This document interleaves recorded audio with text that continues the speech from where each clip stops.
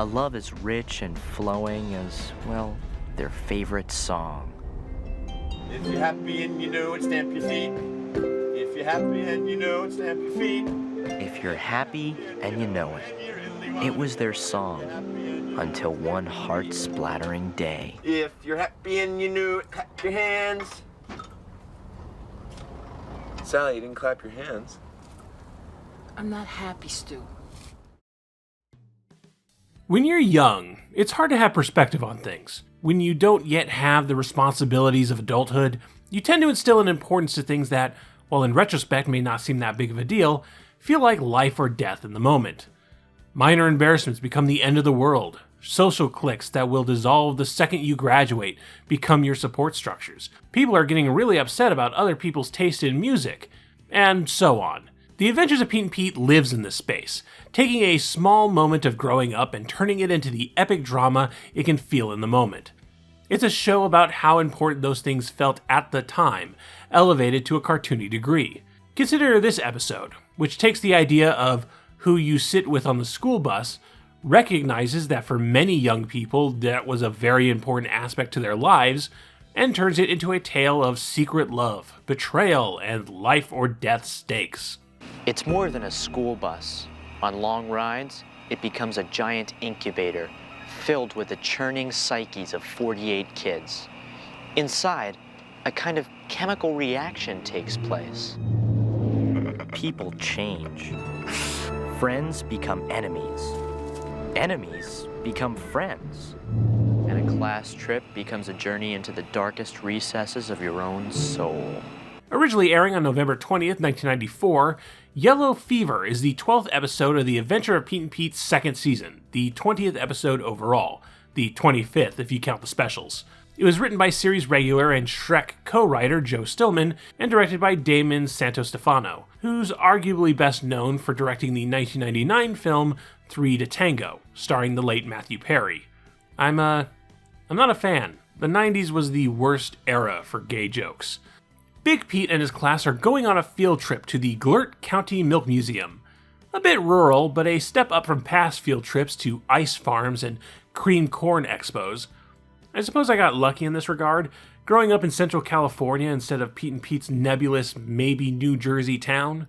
I had field trips to farms too, but we were also close enough to visit places like the Jelly Belly factory in Fairfield and the pre-Six Flags version of Marine World in Vallejo. William Shatner rode a killer whale there once. However, it's a long bus ride to the Milk Museum, and with that comes a lot of complications. You're trapped in a big metal tube for hours with people like Endless Mike and his gang of bullies, whose target of terror these days seems to be Mark Twibb, a boy with exceptionally flickable ears. His right ear went back and forth a record 79 times. Ow! Ow, ow, ow, ow, ow, ow, ow,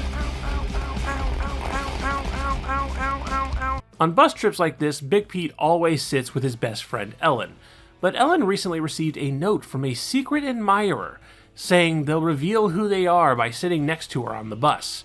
Pete sits next to her anyway.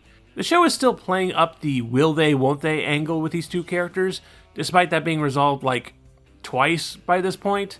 Pete insisting on keeping up with their seating tradition means he's dismissing her needs in the moment, and the tension builds and builds. Yes! I am king! Woo! Great. If you wanted to be with Bill, why didn't you just sit with him?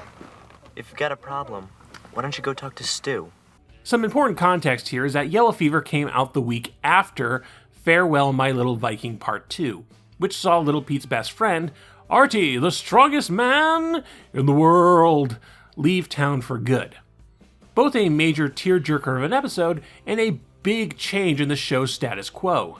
Going from that to this episode for the first time and seeing Big Pete and Ellen start snapping at each other made me very anxious that they were going to pull this trick a second time in a row. The cherry on top of all of this is that Stu, the bus driver, has recently gone through a breakup with his girlfriend Sally and is dealing with a lot of emotions right now. Not helped when the bus winds up getting lost. Excuse me, farmer extremely unhelpful, but your straw.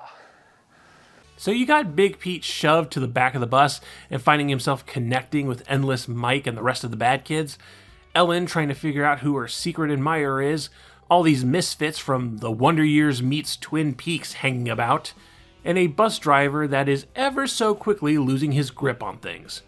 It's only a matter of time before someone decides to drive this thing off a cliff. Oh no, a cliff! A lot of the time for these sample platters, I try to find a unique angle to approach things, talk about Edward Hopper or the Chicago Bulls or something pretentious like that, but I'm not sure I have that for this. I'm just admiring how well constructed this episode is. This is a tight, tense, and hilarious 24 minutes of Pete and Pete. Every character has a place in the story, from the boy who wants to be a wedding singer to the girl who has to pee all the time. Even Mark Twibb ends up being the emotional center of things when Big Pete, now under the bad influence of Endless Mike, decides to tweak the boy's ears himself. Ow. Ow, ow, ow, ow, ow, ow. Pete. You?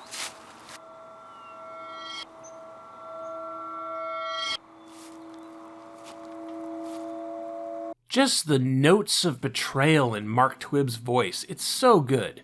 But the real MVP here is Damian Young as Stu Benedict, a man on the edge. Stu's been a reoccurring character since Day of the Dot, introduced through the subplot of him getting together with Sally. Stu was defined in the show by his relationship with his girlfriend, and seeing that relationship end means Stu is unmoored, adrift, unsure of how he fits into things. My favorite little scene in the episode involves Endless Mike and Big Pete talking in the back of the bus, while out through the window, in the background, you see Stu silently unleashing all of his rage against the Scarecrow. It reminds me a little of the comedies of Jacques Tati, the way in which multiple stories play out in multiple layers of foreground and background. Oh, hey, a reference to a French filmmaker. I guess I can make this video pretentious. Adventures of Pete and Pete is such a filmmaker's show. Each episode has at least a handful of setups that are so much fresher and cinematic than you expect to find in a children's show and or sitcom.